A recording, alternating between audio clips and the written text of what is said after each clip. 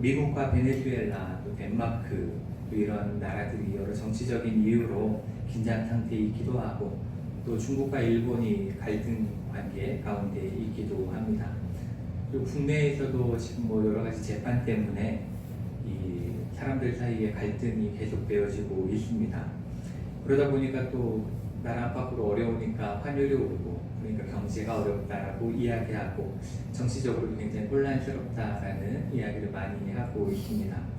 이러한 때 우리가 해야 될 일은 그리스도인으로서 해야 될 일은 뭐가 있겠어요? 기도하는 거죠. 그렇죠? 나라의 그런 정치적인 분쟁에 휩쓸리는 건 우리의 몫이 아닙니다. 우리가 해야 될 몫은 기도하는 거고 하나님의 뜻이 이 땅 가운데 이루어지기 위해서 간절히 기도하는 것, 그것이 우리의 몫임을 꼭 기억하시면 감사하겠습니다. 우리 수철교회는 26년을 시작하면서 가장 먼저 말씀에 집중하기로 했죠. 말씀에 집중하기로 해서 성경 일독도 지금 하고 있고 또 성경 필사도 하고 있습니다. 벌써 다 마치신 분들이 계세요. 1월이 다 끝나지 않았는데 또 다른 분들도 열심히 참여 중에 계실 거다라고 생각을 합니다. 우리가 이렇게 성경 말씀에 관심을 갖고 열심히 배우는 이유가 무엇일까에 대해서 생각해 보면 그것은 바로 하나님에 대해서 더 잘 알아가기 위해서, 그렇죠? 예수님에 대해서 그리고 성령님에 대해서 더 잘 알아가기 위해서입니다. 그리고 또한 말씀을 통해 깨달은 그 내용을 가지고 우리의 믿음을 굳건하게 하고 또 우리의 삶이 말씀에 의지하여 살아가는 그러한 삶이 되기 위해서 우리가 말씀에 더 집중하고 있습니다. 그래서 우리는 하나님에 대해서, 예수님에 대해서, 성령님에 대해서 계속 말씀을 통해 이제 깨닫게 되실 텐데 오늘은 예수님은 과연 어떠한 분이신가에 대해서 한번 말씀을 나누고자 합니다. 예수님은 어떤 분이시고 왜 이 땅에 오셨는지 그리고 우리는 왜 예수님을 믿어야 하는가에 대해서 오늘 마가복음 말씀을 통해서 한 절 한 절 함께 읽으면서 알아보도록 그렇게 하겠습니다. 우리 오늘 말씀 한번 보실까요? 오늘 말씀 1절 말씀을 한번 함께 읽도록 하겠습니다. 하나님의 아들 예수 그리스도의 복음의 시작이라. 아멘. 이렇게 말씀이 시작되어지는데 여기서 마가는 예수님에 대해서 뭐라고 소개하고 있어요? 하나님의 아들이다 이렇게 먼저 소개를 하고 있습니다. 그런데 성경을 읽어보시면 성경에서 하나님의 아들이란 표현이 등장을 하는 때가 있는데 대체적으로 두 가지 의미를 가지고 있습니다. 두 가지 경우에 이 하나님의 아들이란 단어가, 이 말이 사용되어지고 있는데 첫째는 이스라엘 백성을 가리킬 때, 이스라엘 백성에 대해서 이야기할 때 하나님의 아들이다 라는 표현을 사용합니다. 출애굽 4장 22절을 보시면 하나님께서 모세를 바로에게 보내세요. 바로에게 이제 보내서 뭐라고 말하라고 시키시냐면 너는 바로에게 이르기를 여호와의 말씀에 이스라엘은 내 아들, 내 장자라 이렇게 소개를 하라고 모세에게 말씀을 하십니다. 이렇게 이스라엘 백성을 이야기할 때 내 아들이다 이렇게 표현을 합니다. 그리고 두 번째는 다윗 혈통에서, 다윗의 자손 중에서 이상적인 왕이 태어날 것을 묘사할 때 그때 이 하나님의 아들이라는 표현을 사용을 합니다.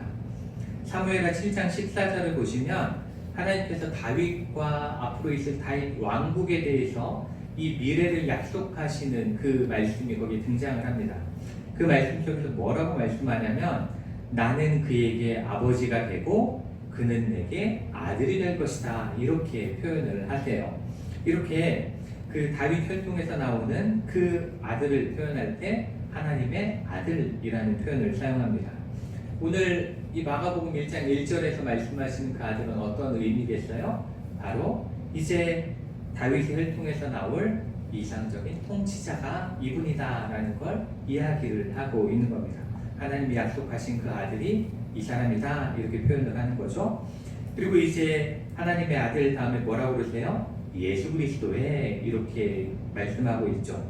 이렇게 말씀하고 있는데 여기서 예수, 우리가 예수님 이렇게 부를 때 예수라는 이름의 뜻은 여호와는 나의 구원이시다라는 뜻을 가지고 있습니다. 예수라는 이 이름이 가진 뜻이에요. 이 똑같은 의미를 가진 또 다른 이름이 있는데 그게 바로 여호수아가 예수와 똑같은 의미를 가지고 있는 이름입니다. 그리고 이제 그리스도가 있죠. 그리스도, 예수 그리스도 이렇게 표현하는데 그리스도는 기름 부음을 받은 자, 이 의미를 가지고 있습니다. 그래서 히브리어로는 메시아, 헬라어로는 그리스도 이렇게 부를 수 있습니다. 여기서 기름 부음을 받았다라는 의미는 이스라엘 백성을 구원할 왕으로서 인정받았다, 구원할 왕이 되었다라는 것을 의미한다고 볼 수 있습니다. 그러니까 이렇게 하나님의 아들이라는 말과 예수 그리스도라는 것은 어찌 보면 같은 의미를 담고 있는 거예요. 같은 의미를 이야기하는 거죠. 우리가 왕이라는 호칭과 왕이 해야 될 직무에 대해서 이야기할 때 이렇게 다르게 표현될 수 있는 것처럼 하나님의 아들이라는 것과 예수 그리스도는 같은 말이지만 다르게 이렇게 표현됐다라는 것, 그렇게 이해하시면 되겠습니다. 그런 다음에 뭐라고 말씀하고 있냐면 복음의 시작이라 이렇게 말씀하고 있습니다. 복음을 말씀하시죠. 이 복음이라는 건 좋은 소식을 의미하죠. 좋은 복된 소식. 그리고 그러한 소식은 왕이 즉위할 때, 왕이 나타날 때 표현하는 말이 복음이다라는 표현을 사용을 합니다. 그래서 하나님의 아들로서 기름 부음을 받은 자로서 왕 대신 메시아로서의 사역이 예수 그리스도를 통해 이루어진다라는 것, 그것이 복된 소식이 나타난다라는 것을 지금 의미하고 있고, 그런 다음에 바로 이어서 복음의 시작이라 이렇게 표현하고 있습니다. 그렇죠? 복음의 시작이라 이렇게 말씀하는데, 이 시작이라는 말은 어떠한 단어랑 똑같냐면 창세기가 무슨 말로 시작하는지 아세요? 창세기 시작. 태초에, 그렇죠? 태초에 이렇게 시작됐는데 그 태초에와 여기서 말씀하는 시작이 같은 단어입니다. 같은 단어예요.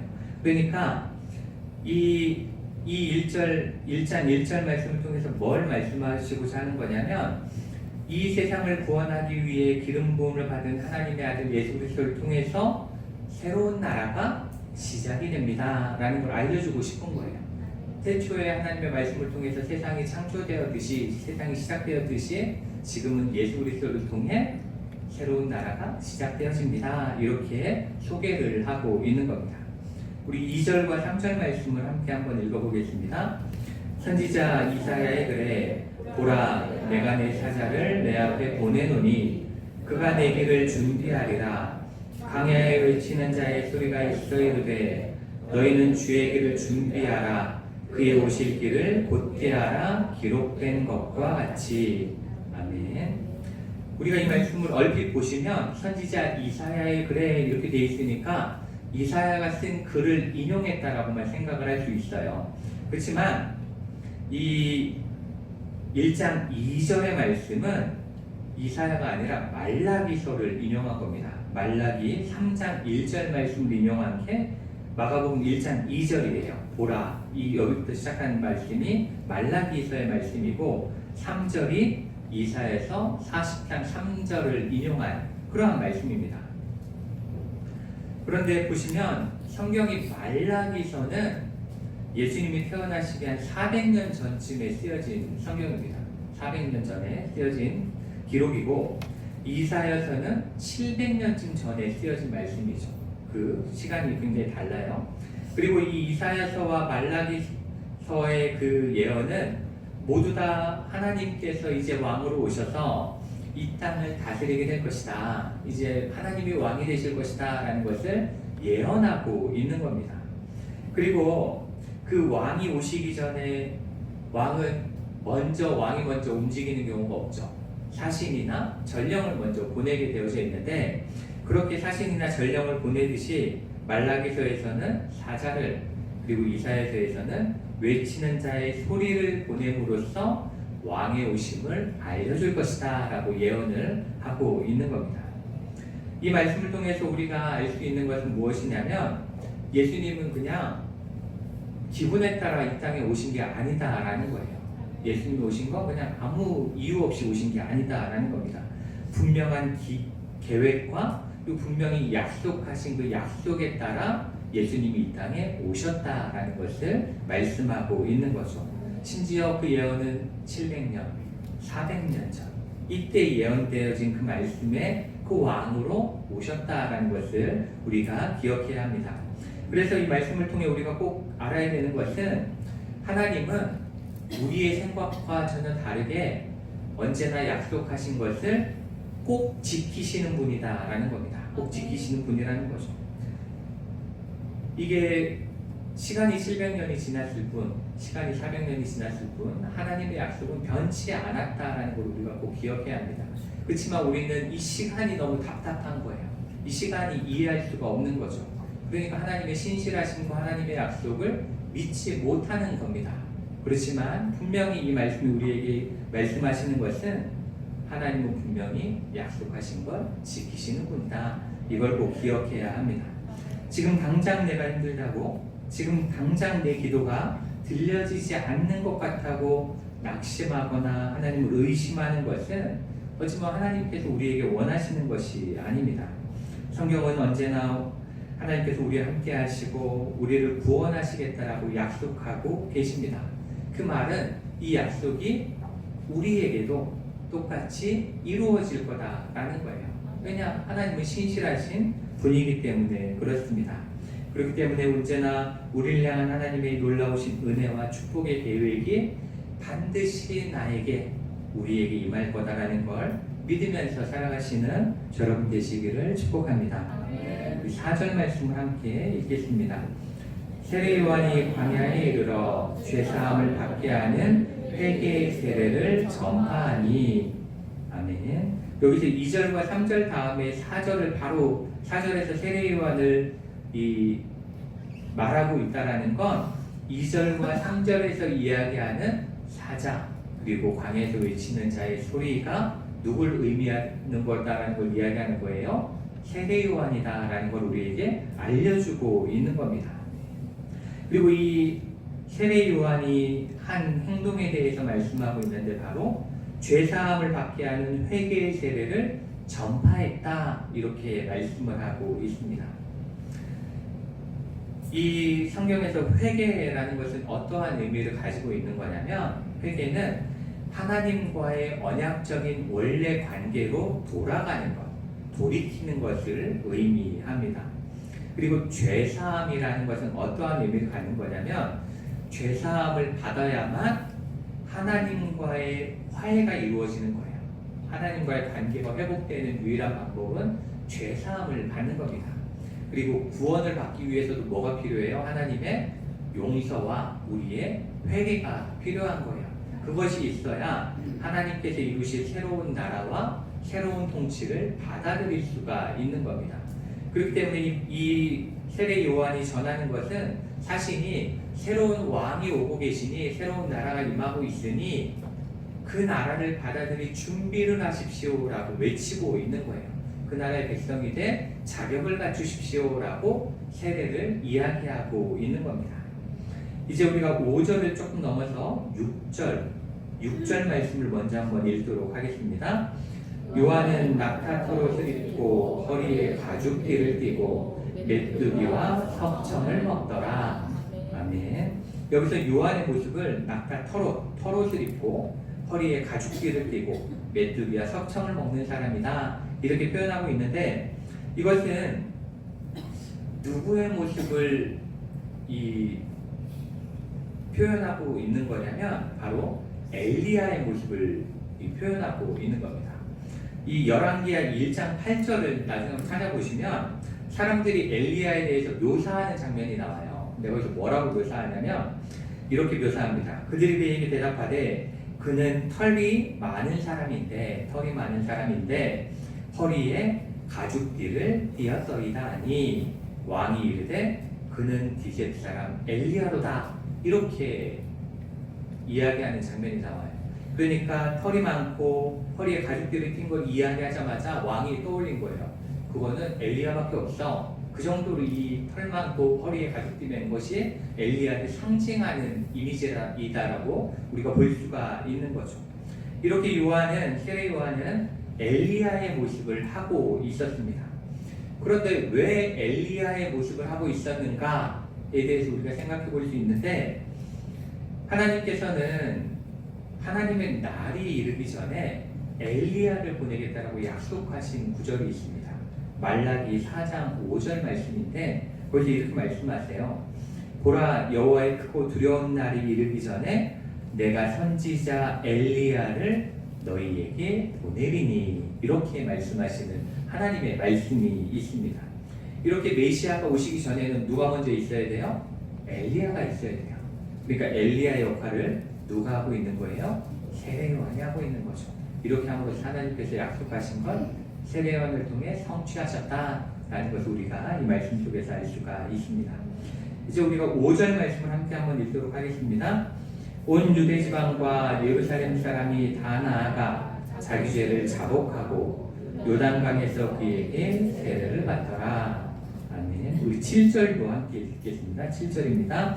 그가 전파에 나보다 능력 많으신 이가 내 뒤에 오시나니 나는 굽혀 그의 신발끈을 풀기도 감당하지 못하겠노라. 아멘. 이 말씀 속에서는 이 세례 요한에 대해서 좀 알아볼 수 있는 말씀인데요. 저는 이 말씀 속에서 무엇을 살펴보게 되냐면 세례 요한이 얼마나 겸손한 사람이었는지에 대해서 이 말씀을 통해서 알아볼 수가 있습니다. 5절 말씀에 이렇게 표현하고 있잖아요. 온 유대 지방과 예루살렘 사람이 다 나아가 그의 앞에 무릎 꿇은 거예요. 그렇죠? 세례 베풀어 달라고 모든 사람이 그의 앞에 온 겁니다. 그런데 이 장면을 똑같이 묘사한 마태복음 3장을 보시면 뭐라고 말씀하냐면 그 시대의 종교 지도자들이었던 많은 바리새인들과 사두개인들도 그 자리에 있었다라고 말씀하고 있어요. 그러니까 백성뿐만이 아니라 바리새인과 사두개인들도 다 그의 앞으로 나온 겁니다. 그리고 누가복음에서는 그 당시에 분봉왕이었던 헤롯도 세례 요한을 두려워했다라고 표현하고 있습니다. 그리고 요한복음을 보면 예수님의 제자였던 안드레, 빌립, 이러한 사람들도 처음에는 누구의 제자였냐면 세례 요한의 제자였다라고 말씀하고 있어요. 그리고 제사장과 레위인들은 사람들을 세례 요한에게 보내서 이런 질문을 하게 합니다. 당신은 그리스도입니까? 아니면 엘리야입니까? 아니면 선지자입니까? 이렇게 물어볼 정도로 그리스도인 것 같은데? 라고 보일 정도로 대단한 사람이었던 겁니다. 그 당시에 가장 인기 있고 가장 많은 사람들이 따르고 가장 많은 제자를 거느렸던 선생님이 세례 요한이었던 겁니다. 그렇지만 세례 요한은 그러한 사람들의 관심과 존경에도 겸손함을 잃지 않았어요. 단 한 번도 겸손함을 잃지 않고 자신에게 맡겨진 사명이 무엇인지도 잊지 않았습니다. 그는 그렇게 많은 사람들이 추종함에도 불구하고 항상 어디서 지냈냐면 광야에서 지냈습니다. 저 광야에서 지냈고 먹는 음식은 뭐라고 표현하고 있어요? 메뚜기와 석청이다. 이렇게 표현을 하고 있습니다. 그렇게 세례 요한은 그러한 인기 속에서도 언제나 광야에서 외치는 소리로만 남기를 원했던 사람입니다. 그리고 그는 분명히 이렇게 고백합니다. 나보다 능력 많으신 이가 내 뒤에 오시나니 나는 굽혀 그의 신발끈을 풀기도 감당하지 못하겠노라. 이렇게 고백하고 있습니다. 주인의 신발끈을 푸는 것, 누군가의 신발끈을 푸는 것은 그 당시 시대에서는 종 중에서도 아무 종이나 하는 게 아니에요. 가장 천한 종, 가장 밑에 있는 종이 하는 일이 신발끈을 푸는 일이었습니다. 그래서 그 당시에 가난한 유대인들도 있을 거잖아요. 유대인들이 가난해서 다른 사람의 종이 되는 경우들이 있었는데 그런 종이 되었음에도 불구하고 절대로 해서는 안 되는 행동이 한 가지 있는데 그게 뭐냐면 신발끈을 푸는 거예요. 그건 유대인 종들은 해서는 안 되는 행동이었을 정도로 신발끈을 푼다라는 건 굉장히 낮은 사람이 하는 일이었습니다. 그런데 세례 요한은 그 일조차도 나는 할 수 없을 정도로 낮은 자다라고 고백하고 있는 겁니다. 나는 예수님의 신발끈 풀 자격조차 안 되는 자다 이렇게 묘사하고 있고 그뿐 아니라 그 앞에 뭐라고 표현하냐면 나는 굽혀라는 표현을 꼭 씁니다. 그냥 신발끈을 풀 수 없다라고 이야기해도 되는데 굽혀라는 단어를 사용함으로써 자신은 그보다 훨씬 더 낮은 엎드려져야 되는 그러한 사람이라는 것을 이렇게 표현을 하고 있습니다. 이러한 세례 요한의 모습은 어찌 보면 지금의 우리에게 많은 의미를 던져주죠. 우리는 조금만 인정받고 조금만 존중받으면 내가 높아지려고 합니다. 그렇죠? 내가 위에 군림하려고 하고 내가 위에 서려고 합니다. 그렇지만 하나님의 일을 맡은 사람, 하나님께서 맡겨주신 일을 감당하는 사람은 언제나 하나님 앞에서 이러한 겸손한 모습으로 나아가야 된다는 걸 우리가 꼭 기억할 수 있어야 합니다. 우리 8절 말씀을 함께 한번 읽겠습니다. 나는 너희에게 물로 세례를 베풀었거니와 그는 너희에게 성령으로 세례를 베푸시리라. 아멘. 여기서 세례 요한은 세례를 베풀었다라는 말씀을 하고 있습니다. 그런데 이 세례를 베풀었다, 그리고 예수님이 오시면 베푸실 것이다 이렇게 말씀하고 있는데 이 단어들이 우리말로는 조금 이해하기 어렵지만 이 원어로 보면 세례 요한이 자신이 지금 베풀고 있는 세례 행위에 대해서는 과거형을 사용합니다. 그러니까 자신이 세례를 베푸는 건 언제까지라는 거예요? 예수님이 베푸시기 전까지만 자기가 그 일을 해야 된다라는 겁니다. 그런데 예수님이 성령으로 세례를 베푸시리라 라는 단어는 미래형을 사용했습니다. 그러니까 앞으로의 모든 세례는 예수 그리스도를 통해 이루어지게 될 것이다라는 것을 새로운 시대를 시작하실 거다라는 걸 분명하게 말씀하고 있는 겁니다. 그리고 자신은 물로 세례를 베풀었다라고 말씀하고 있고 예수님께서는 성령으로 세례를 베풀 것이다 이렇게 말씀하고 있는데 여기서 세례라는 단어는 공통되잖아요. 세례라는 단어는 공통적인 단어인데 이 세례라는 것은 어떠한 의미를 담고 있는 거냐면 죄 사함을 위한 겁니다. 죄를 사하기 위해서 세례를 받는 거예요. 그렇지만 물과 성령은 서로 대조되고 있습니다. 그렇죠? 대비되어 표현되어지고 있는데 이 물로 주는 세례는 후에 있을 성령 세례에 대한 예비적인 의미를 담고 있는 겁니다. 성령 세례를 받기 전에 물로 죄를 사함을 받는 거죠. 그렇지만 성령 세례는 이 종말론적인 의미를 담고 있어요. 성령으로 세례를 받는다라는 건 영원한 구원을 의미하는 겁니다. 영원한 속죄를 의미하는 거죠. 그래서 에스겔서 36장 26절부터 27절 말씀을 보시면 또 새 영을 너희 속에 두고 새 마음을 너희에게 주되 너희 육신에서 굳은 마음을 제거하고 부드러운 마음을 줄 것이며 또 내 영을 너희 속에 두어 너희로 내 율례를 행하게 하리니 너희가 내 규례를 지켜 행할지라 이렇게 말씀하고 있습니다. 이렇게 하나님의 영을 주심은 이제 하나님의 법대로 살아가게 되는 시작점이다라는 것을 분명하게 우리에게 가르쳐주고 있습니다. 이렇게 참된 구원, 하나님 나라의 백성 되게 하심은 성령 세례를 통해서 완성되어지는 것이다 라고 우리에게 말씀하고 있는 겁니다. 이제 9절 말씀으로 우리가 함께 읽도록 하겠습니다. 그때 예수께서 갈릴리 나사렛 요소로부터 와서 요단강에서 요한에게 세례를 받으시고 아멘. 여기서 그때라고 표현하고 있죠. 그때에 이렇게 되어져 있는데 이것을 원어 그대로 해석하면 그리고 그날의 그것들 안에서 그것이 일어났다. 이러한 의미를 가지고 있습니다. 그날의 그것들 안에서 그것이 일어났다.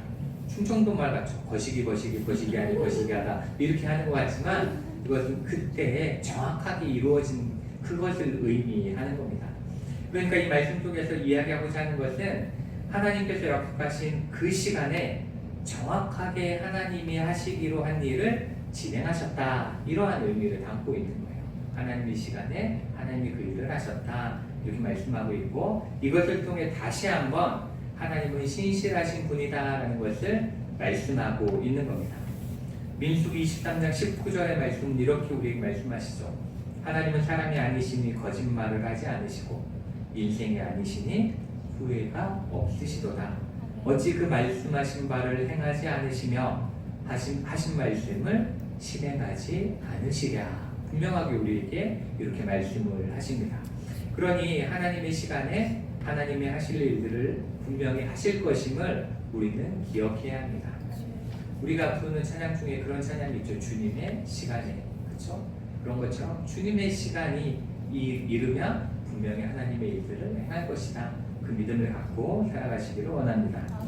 그리고 예수님에 대해서 뭐라고 표현하고 있냐면 갈릴리 나사렛으로부터 오셨다. 이렇게 말씀하고 있습니다.